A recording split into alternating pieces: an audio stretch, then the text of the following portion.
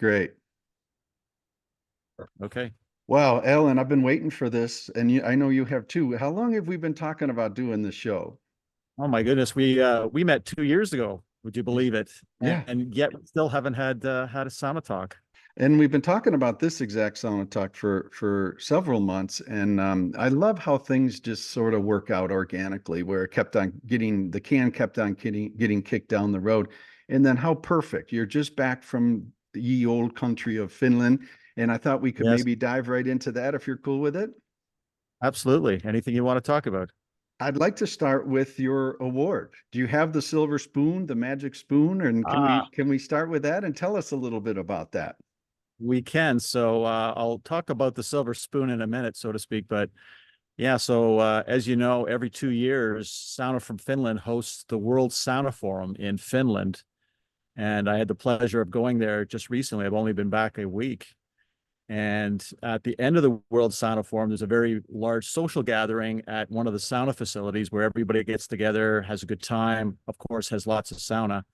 And out of the blue, they announced that I was the new sauna ambassador for Sauna from Finland. So And the quite an tor honor, yes. emotional thing. Yeah. And the torch was passed from a mutual friend, Jake, Yes. from Great Yes. Britain, who knows Yes. sauna diplomacy as well as anybody. I'm sure he had a wonderful speech. He had an incredible speech, and because I didn't get a heads up, I actually figured out during his speech, which was quite an interesting way of hearing about it. Um, so yeah, really quite an honor, a surprise. I'm really looking forward to the role. I think there's a lot of things we can do with it to spread the good word of sauna. And to talk about that silver spoon, I guess there was a bit of a handover where the silver spoon, otherwise known as a ladle, sauna ladle, was given to me. I can't show it to you now because Yeah. embarrassingly, I forgot it in Finland. Oh, Uh, you know, but hey, everything is a metaphor and everything is has a meaning behind it with sauna, at least in my crazy world. So I think you see where I'm going? yeah, yeah, yeah, it is. It's part of the ceremony, but it does have some special meaning to it. But the good thing is I know where it is. So And as you'll be embarrassing as the moment, I'll get it back. No and you'll problem. be back. So I Jake, will. Jake, I'm sure introduced who you are in very British style. Like I say, he's a great spokesperson. Instead of trying to paraphrase that, could you paraphrase for us what you said when you were handed the ambassadorship award? Ah, you know, people have asked me that, and it's hard to remember because it came by so quick. And to be honest, it was a little bit emotional, but I do remember going and giving Carita a big hug, and then reluctantly standing on the stage because I'm not really that kind of person. But I thought, obviously it's appropriate that I say a few things. I was honored. I always state that. A couple of things I do remember is just my commitment to spreading the good word about sound. That's not going to change with this role. It's actually going to enhance it, and that's what I'm all about, anyways. Hmm. So that was part of it, and I also do remember just letting people know, deep down inside, I'm just a sauna boyka, which is sauna boy. That's I just love sound. I love talking about it, and I love sharing it. So that's the root of what I am, and I guess in some ways that's perhaps fitting for an ambassador role, and it's all Yeah. good. Yeah. Yeah. The puzzle pieces fit well. And Right. one thing on that, when you talk about getting emotional, I don't know if I'm becoming my father. I'm turning 61 here pretty soon, but man, I get emotional too. I mean, I've had some amazing guests of late. Lassie Erickson.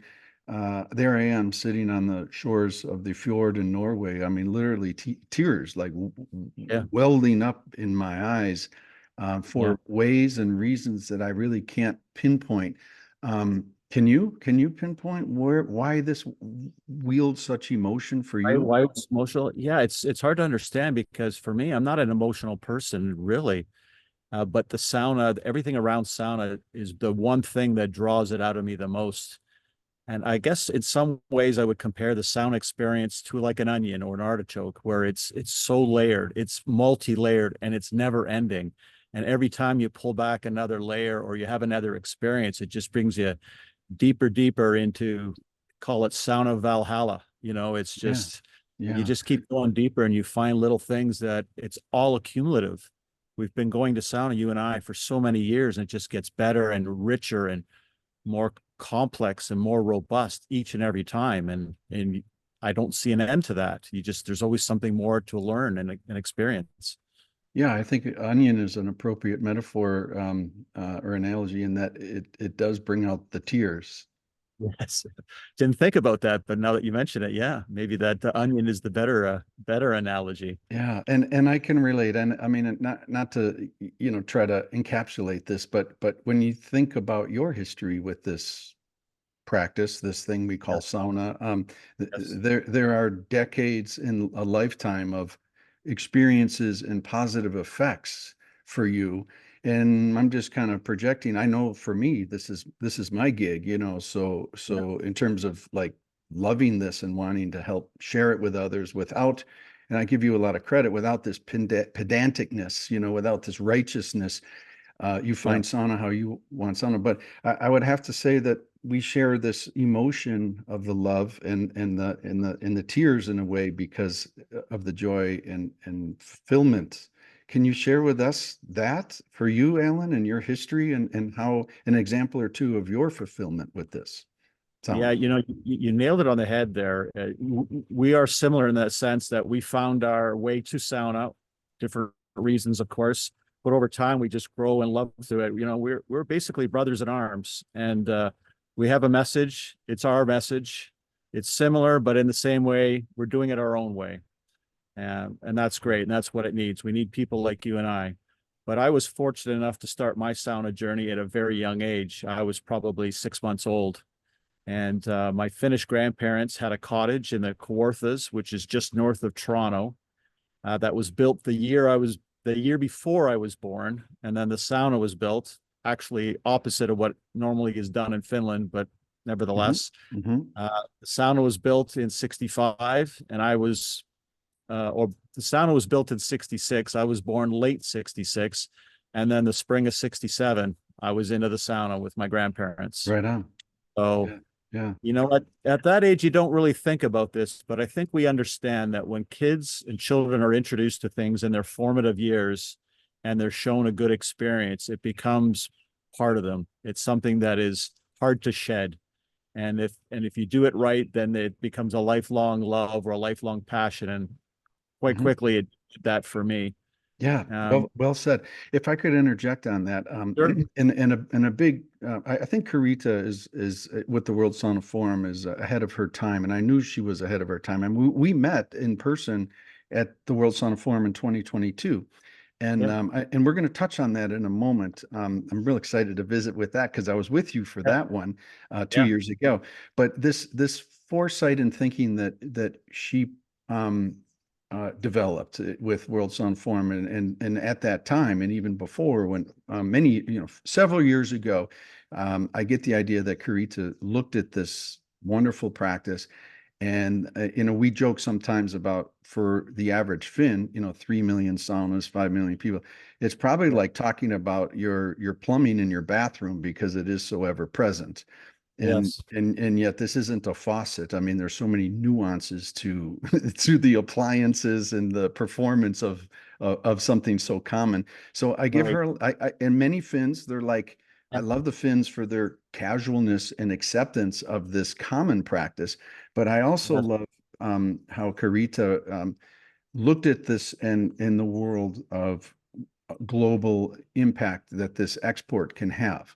And with that, Yes. and there's a question I'm leading up Yeah. to for you. You Okay. have you meaning North America Finns, those that grew up in the dish pan on the floor of the hot room kind of a thing with grandpa looking at a crowd, have a unique perspective because you see the word and the practice much differently than the average Finn. How have Yes. you how have you addressed that in your own way as this sauna becomes so much more popular and fragmented of late? Right. So I think there's a couple of things, and you're right. In Finland, saunas have been around for so long, and it's so common that I think, in one sense, they forget the fact that it is wonderful, um, and that should be shared. that's one point. The other one is that Finns by nature are very reserved. They're not braggadocious. They don't go around, bragging and yelling and stuff like that about things in general. And sauna is just one example. Mm-hmm. But the good thing is that Finns around the world are realizing maybe it's time that they need to speak up a little bit. And reflecting on myself, I grew up with sauna, like I said, and I shared sauna with people and I built some saunas, but I really didn't go out of my way because I didn't think there was the interest there. It was a very niche business, perhaps a very small interest, focused interest. So I just let it go and just did my own little thing, shared it with friends, shared it with family, small group. But then in recent years, you see the global interest and the need for it. And so I decided I'm going to speak up a little bit, Mm-hmm. which I have, but I'm also seeing other Finns in Canada making the plunge, so to speak, and deciding, okay, now's my time. I'm a Finn. I'm a proud Finn. I understand sauna. How can I bring this to the people? And Well, I've got examples, friends, Valtteri in Vancouver, Marcus in Toronto. You got Justin down in your neck of the woods at Minnesota, all from Finnish roots. And they see their ability to generate more interest in sauna, which I think is fantastic. what would you suggest to a Finnish American who wants to not look at his shoes or the next person's shoes while talking about sauna, but actually really stand up and find their place, like in promoting what you just said? How do you do that? How would a Finn American, Finn North American, or a Finn living in Australia or anywhere, how do you do that while balancing what is right? What is right about bench height? What is right about drain Right. and that without it becoming divisive, like so many things Yeah. are in our world today? How do we do this, or how would you suggest someone does this with consciousness toward not everything has to be the rules of sauna, like, do you think Right. there should be a guidebook on how to build a Finnish sauna that is prescribed and used by everybody, and there's a stamp that says when it's done right? I mean, I'm Yeah. asking is because it's a leading question. I'm caught up in that a little bit sometimes. I try not to be, but you Right. see where I'm going? How would you I suggest do. that? Well, I think for years the focus has been on the physical sauna itself. So, like you said, there are people who are worried about bench heights and clearances and all this stuff, and they're important, but they're only one small part of it. And now we're really understanding it, and especially with people like Karita, the sauna is more than just the physical sauna. It's actually two components. You've got the physical sauna and you've got the sauna experience. And they're both equally important, and they both depend on each other to have an overall good, authentic sauna experience. So that enables us to look at things more in the spirit of things as opposed to technical details. Because when you Beautiful. get, caught up in those details, you miss the bigger picture. I So love that. I try to kind of people Yes, to understand the bigger I need to put a little pause and a wedge into that, and I'd like you to picture. dive into a shout out to your podcast. Tell us the name of it and in that word and what it means to you. Yeah, Go ahead. right. So the name of my podcast is Kivia, the Spirit of Sauna, and that was deliberate. So the word Kivia is a Finnish word. It's a variation, but it essentially means the rocks that sit on the stove itself, which I consider to be the heart of the sauna. If you don't have good rocks, you don't have good heat, you don't have good lulu. And if you don't have those, then you don't have a good sauna. So that was kind of the reason for that word. And Finnish is a challenging language at best, so I had to find a word that people could pronounce easily. But more importantly is the tail end of that, the spirit of sauna, is explaining to people that it's a spirit, it's an attitude, it's an ambiance, it's so many things that you can try to describe, and nobody can ever describe it perfectly, but it essentially creates an openness of the subject, that we're not fixating on details. It's inclusive, it's open. It allows you to have discussions and not force yourself into a pigeonhole. And I think that's ultimately what sauna needs. It needs an openness and a willingness to listen to other people. And everybody has a different opinion on what sauna is. Hmm. Ultimately, make it your own. There are no rules. There's some guidelines, but there really doesn't need to be rules. Make it your own. Thank you. Back to 2022, World Sauna Forum. Who was there? Like from where? And how would you differentiate it from World Sauna Forum 2024? 2022 was in Tampere, and that's the sauna capital of the world. And boy, did we embrace that. But go ahead, if you Yes. could Yeah. frame up for us the event. You're recently back, and Right. how it differed. Right. A couple of things. So yes, it was in Tempera, which is the sauna capital of the world, and it was the first live sauna forum since COVID. So in between COVID, they had some virtual forums, but of course they're just not the same because people can't get together. We understand that. So when I first went there, I didn't know what to expect other than reading the moniker, the world's most relaxing business event. So I did have an understanding that it wasn't going to be a traditional business event where you're walking up and down aisles looking at people's wares. You're there for something different, and it quite quickly fell on me that this was going to be more experience based, more networking, more sharing and talking with people. And it didn't disappoint. It definitely did that. I met Carita early, and then I just started talking to people, and I just instantly felt comfortable with the people I met. And being in Finland, it was a really awesome experience.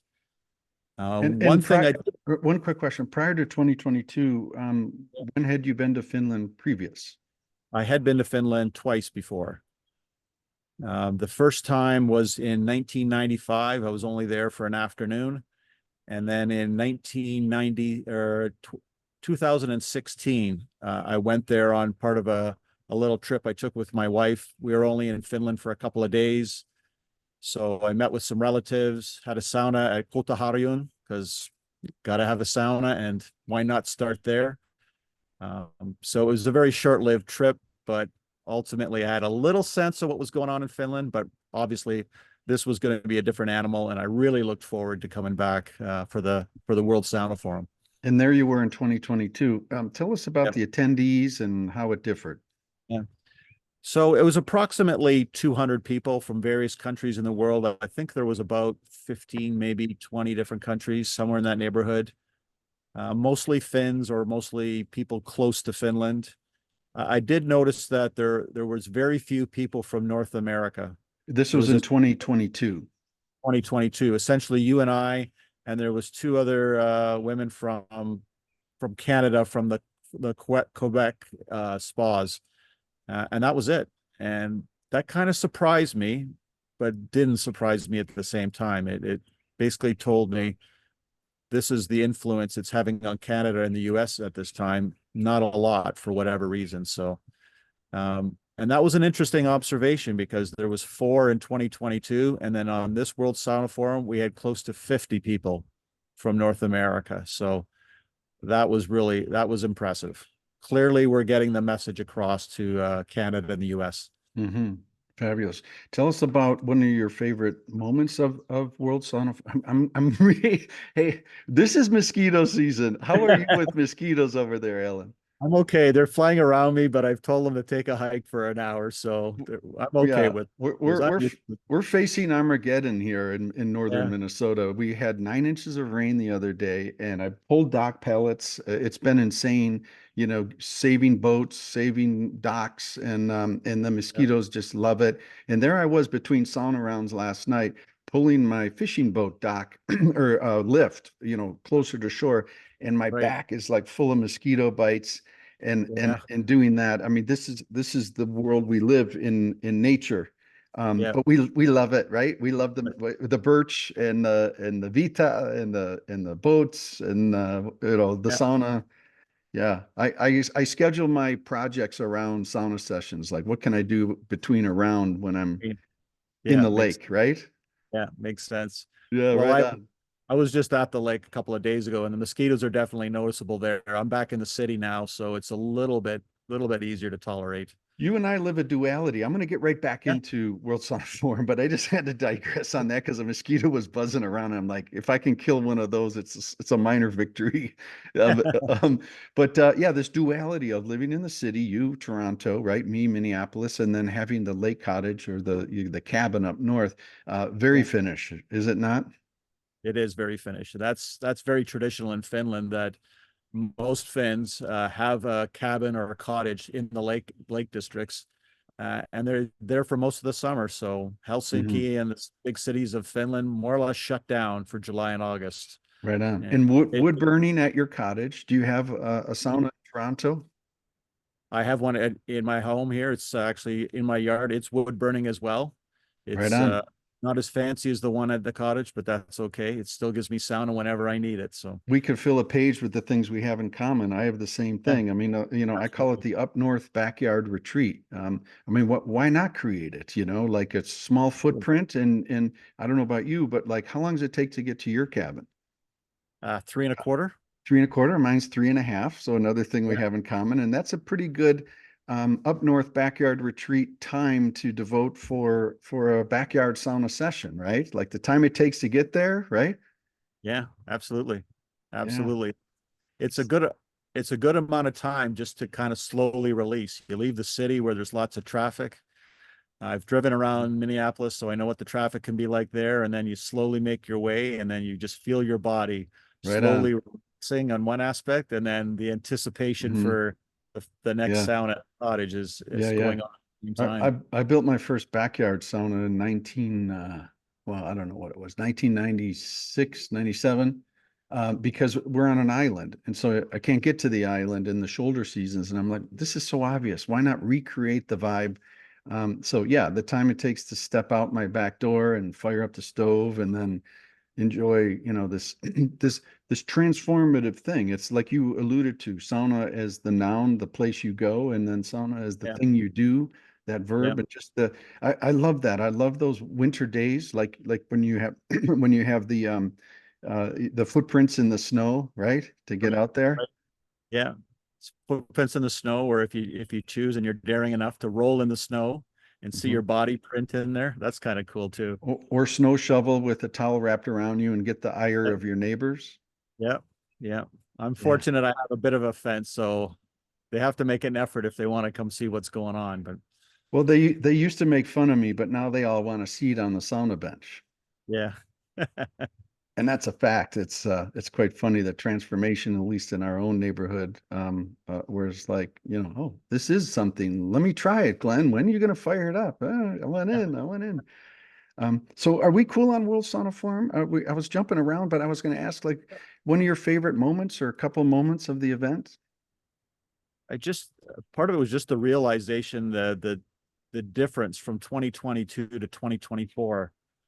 Bigger, not for the sake of being bigger, but just the interest, the excitement, the energy of people getting together. That was really infectious. And it just leads me to believe it's only going to get larger for the next World Sauna Forum. But more importantly, the industry, the world is over time understanding what's going on better and better, and that's what we want ultimately, you and I. On a personal level, you use the word industry. How do you balance the commoditization, the economics of sauna, while still maintain, if at all, while still maintaining spirit? Well, for myself, I focus on the experience side of things, and I don't monetize it, to be honest with you. But at the same time, I need to make a living, so I do sauna related work, but I do that in private. I don't advertise it. It comes to me vis-a-vis all the work I do, that I have conversations with people and they realize that I can help them in some capacity, and sometimes it's appropriate to garner a fee or some sort of payment. Um, but that's in between, and I don't advertise that. If you go to my website, if you go to my social media, you will see nothing of me selling anything, and that's deliberate.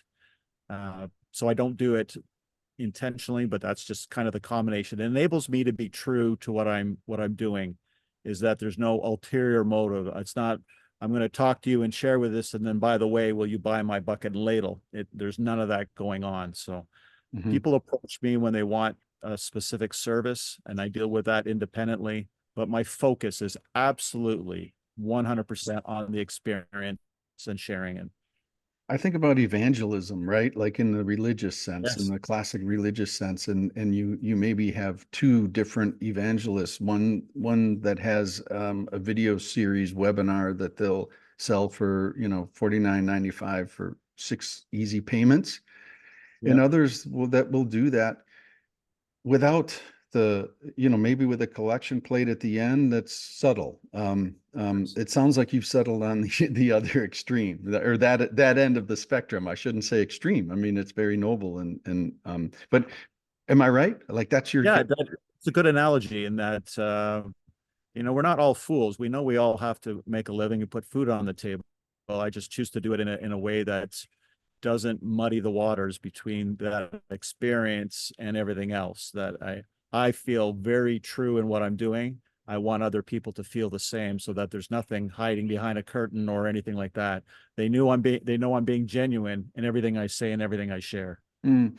I think that I call it the sauna cognition theory, and I want to call this out. I love this line, and it came to me while reading an article about another passion of mine, wood-fired pizza, and they Oh yeah. have a similar World Sauna Forum where it's like the World Pizza Forum, and proud pizza makers go, and then there's judges of the best, cheese, the best this, the best that. And there was an author, a writer, a journalist from the New York Times who coined the term pizza cognition theory. And in Right. a simple definition is that the pizza you grew up with is the one you defend as best, and Yeah. and preach to others. Can Right. you relate to, does that I analogy can. mean something to you, and share a comment on that? Yeah, I can, because well, first and foremost, I'm a proud Finnish Canadian, so I'm very proud of my heritage, and I'm very proud of what my grandparents showed me when I was a young kid. And my grandfather in particular was very staunch on certain aspects of it, and I didn't understand it at the time, but I understood over time. And I respect that, because when you believe in something, you want to preserve it. You don't want it to be changed or altered. And I get that. And I have my traditions and I have my preferred ways of doing things. But at the same time, the whole sauna thing is evolving. And you're trying to bring in more people from different cultures and different countries. It's going to evolve, and we have to be open-minded for the way people want to do things. Hmm. Uh, they're new to the game. They don't understand the deep Finnish culture of things. They can learn it, but they don't know it yet. So I try to be more open-minded and more or less provide guidelines and Hmm. accept that, because I want it to be inclusive. I want Yes. to include people from all walks of life, men, women, uh, non-binary, whatever, different religions, different ages, different everything. I don't want to limit it to anybody. So that's an important part of it. And what comes with that is ideas, how they want to have, how they see themselves using their sauna. And that's ultimately another thing that I preach is make sauna your own. You don't have to do it at a certain temperature or for certain long or at certain days of the week, whatever works for you. That's Yeah. the way the Finns preach it. No rules, just guidelines. I think Yeah, the world man. should I look at it sorry, that way. sorry. Yeah, yeah, yeah. Well said. I want to put a stamp on that. No, no rules. Okay. This is something I absolutely love about the Finnish style of sweat bathing, where you think about the German style, and it makes sense that they would evolve with a sand timer and an Aufgussmeister, and being, guided and ruled through. We're going to do this for 20 minutes, and everybody in, everybody out together. It's kind of a neat reflection of culture in a way. How do you think it is that the Finns are so accepting of the few rules to sauna, and do it how you like? Like, where do you think that comes from? I think it comes from just doing it for so long. The maybe there was more conflict 100 or 1,000 years ago. I don't know, Mm, but they all have to get along. It's part of their culture. So mm, I think it's part of who they are. yeah. Makes it easier. And not to pick on Germans, but the German culture is a little more regimented in the sense that they choose to do it for X amount of time, or all these call them rules. That's Mm, their culture, and mhm. that's fine if that's the way it is. But from the roots of things, if the Finns are very liberal and very open-minded, it makes it easier for other cultures to adapt. If they weren't, I think it would have a harder time spreading because it would seem so uninclusive, rules, and then it gets harder to understand what the appeal of it is. Interesting. I Um, think I- be I'm open. I'm going to go out on a limb here. Okay, so in broad strokes, we've defined two countries and two Yes. approaches to sauna, and I slip in the word sweat bathing as a more general sense. If you had to try to encapsulate maybe where North America sauna or sweat bathing is going. Like I have some observations about Great Britain. I was just there, and I could encapsulate that a little bit. But I want to try to put you on the spot a little bit here about where do you think North America is headed? If you have Finns very liberal, accepting, German very regiment, da, da, da. Is there a pattern or direction you see North America going? I actually, not a pattern, but I see a mix. And I'll use Toronto as an example where there's a number of new facilities that have opened up. Traditionally, there have only been a few public saunas in Toronto area, Mm-hmm. and it's a bunch of them that are either just opening or in construction, and they're all, each of them has their own take on what they think is the most important part of sauna or what they want to offer specifically. There's a place called Othership, and their focus is on getting, more or less getting everybody into the sauna all at the same time. That's their approach to it, which I support. It has its merits. It's more on the community connectivity sharing aspect of it. Other places are a little more private, where people are coming and going from the sauna. So it's not about the big group. It's about, Mm-hmm. you and your buddy or you and your family or Right on. whatever. Yep. So that's a very specific example. There are also new banyas in Toronto because we have a Mm-hmm. large population of Eastern Europeans and Russians. Mm-hmm. So the banyas do very well in town, but that's a very unique style of sweat bathing that's synonymous with a certain culture. So Yeah. that's what I'm seeing more and more of is just different. Everybody is seeing what they see from sweat bathing and explaining it in their own way, which I think is great. It's going to be very diverse and very a lot of variety. Mm. Great Britain, it was wonderful to be there and to see how things are evolving over there. And again, our mutual friend Jake, he's very astute about how the culture of Great Britain has always been this cult like amalgamation, right? Whether it's food or you have the empire, and with the empire, you have literally the continent of cultural influences kind of coming together, and you could say, I guess you could say, alchemy of culture is a Yeah. very British thing, and I Yes. saw it with sauna. There's banya, there's hammam, banya. That it goes on and on. I mean, and so there, Yeah. the Vitas, the Veniks, the Baltic regions. It's enlightening over there. There aren't as many um, rules like we're talking about. Certainly, it's Yeah. all swimming costumes, I think is the word for bathing suits. So there's no nakedness. There's no gender separation nakedness, which I think is more of a Finnish thing, and there's no gender combined nakedness, which is a German thing. Right. So yeah, I see some of North America in that realm of Britain, but I also Yeah. see, unfortunately, some divisiveness, in North America where we really want to be told if it's good for us and how long is it good for us. There's a little bit more of this like clinical approach to the practice. Do you see that as well? I do. It's an interesting observation because for years it wasn't really talked about, especially in Finland. For thousands of years, Finns have used sauna.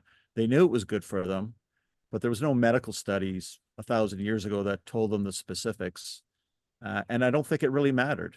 They knew internally that it was good for them, so they went to sauna, but they did it for other reasons.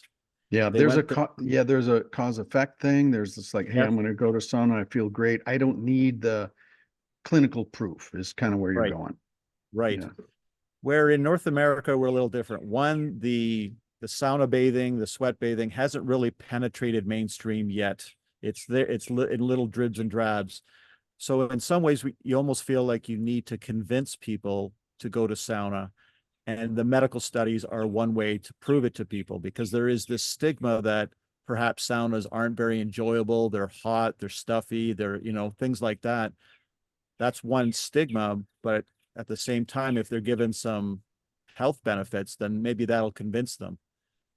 I'm Mm. not quite sure. I think that is having some effect, but I also think it's there. It reinforces for others what they're already doing. Oh, I'm doing Yeah. this. I really enjoy it. And by the way, there's some health benefits. Well, I'm going to keep on doing it, or I'm going to do it more and stuff like Yeah, that. beautifully, wonderfully said, Alan. And there's some underlying, there's some current, there's some movement in that direction through sauna research, and I'm really excited about that. The Sauna Research Institute is a nonprofit that I kind of help, on the ground floor get together, and now there is a global connection of researchers that are real excited, and it's a delicate flower. It's very, very delicate because how this gets studied and presented becomes critical. Critical is the only word I can use, in that the studies are fair, unbiased, and Yep. calling out, some of the shortcomings of the research as well as some of the opportunities for further research. But yeah, man, it's sort of like eating well is going to help you live longer, and certainly we know that having sauna is going to help us live, if not longer, certainly a lot happier. Yeah, it is. But at the same time, and you're aware of the op-ed that I had in the Globe and Mail a number of months ago. And my emphasis on that was that people are, again, fixating on the health benefits of it, which are long-term benefits. And one of my points in that was, let's say it's going to decrease decrease all-cause mortality by 25% or 40%. But this is over the long term. And my ultimate question is, how would you ever really know? Mm. You know, the only way you'd really know is when you die, and then you're dead. So what's the point? My emphasis is understanding how to enjoy sauna in the now, the immediate results. It almost sounds a little selfish, but sauna has so much to offer today, tomorrow, and the next day. Why wouldn't you focus on that? Because that's going to give you instant satisfaction. It's going to, help you sleep better and things like that. It's going to focus